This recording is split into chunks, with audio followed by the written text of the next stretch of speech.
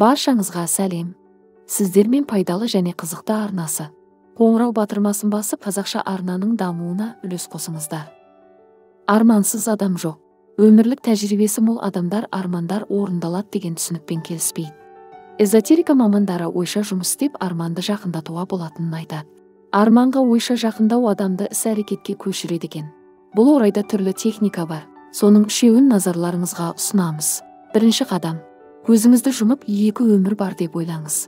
Біріншісі қазіргі өзіңіздің өміріңіз, ал екіншісі арманыңыздағы зат бар өмір. Әрине, біріншісі, яғни қазіргі өміріңіз өзіңізге таныс, сондықтан оны ойша елестету қиын болмас. Қазіргі өміріңізді үлкен суретке сыйғызыңыз. Нақтырақ айтқанда, ойша сурет салыңыз. Содан соң арманыңыздағы зат бар өмірді суреттеңіз. Мысалы, сіз қызыл түсті көлікті армандап жүрсіз делік. Жаңа көліктің маркасы қандай? Оның бағасы қанша? Ойша есігін ашып, рөліне отырып көріңіз. Тест-драйв жасасаңыз да болады. Дөңгелектерін ұстаңыз, сипалаңыз.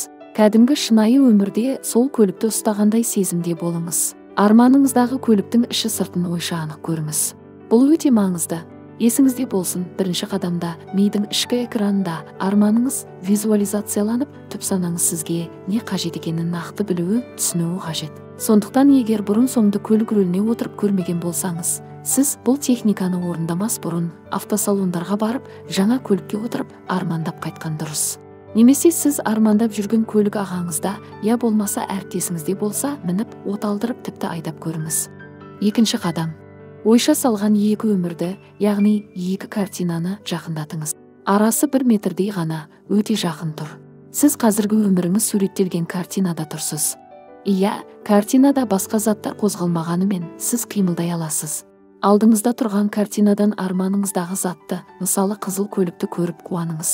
Шынымен осы көлікті сатып алсаңыз, немесе біреу сыйласа қандай күйде боласыз? Шынайы қуана біліңіз. Бұл жерде эмоция маңызды. Есіңізде болсын, техниканың екінші қадамында сіз миға сізді бұл зат қандай қуанышқа бөлейтінін ұқтыруыңыз керек. Сондықтан да шын қуаныңыз. Үшінші қадам. Орныңыздан тұрып көзіңізді жұмыңыз. Сіз бірінші картинада тұрсыз. Ал 1 метрдей жерде екінші картина тұр. Екінші картинада арманыңыздағы зат бар. Терең тыныс алып дайындалыңыз. Мен қазір арманымды орындаймын деп 3 рет айтыңыз. Көзді жұмып тұрып алға қарай бар екпінмен секіріңіз. Алдыңыздағы екінші картинаға секіріп өттім деп ойлаңыз.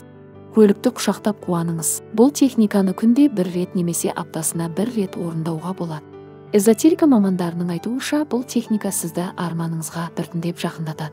Техниканы орындап жүргенде айналаңызда орын алып жатқан оқиғаларға мән беріңіз. Мысалы, біреу сізге жаңа жұмыс ұсынар, немесе жұмыс орныңызда қосымша жұмыс қосып бергісі келер. Я болмаса бір танысыңыз көлігін 1 жылға бөліп төлеуге беретінін айтып қалар.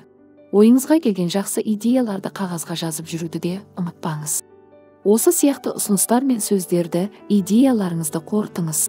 Қайсысы арқылы арманыңызды орындау тиімдірек? Неғұрлым техниканы көбірек және дұрыс орындасаңыз, арманыңызға жеткізетін оқиғалар мен идеяларда көп болады. Есте ұстаңыз, арман өздігінен орындалмайды. Оны осындай техникалар арқылы жақындатып, өзіңіз әрекеттеніп қана орындай аласыз.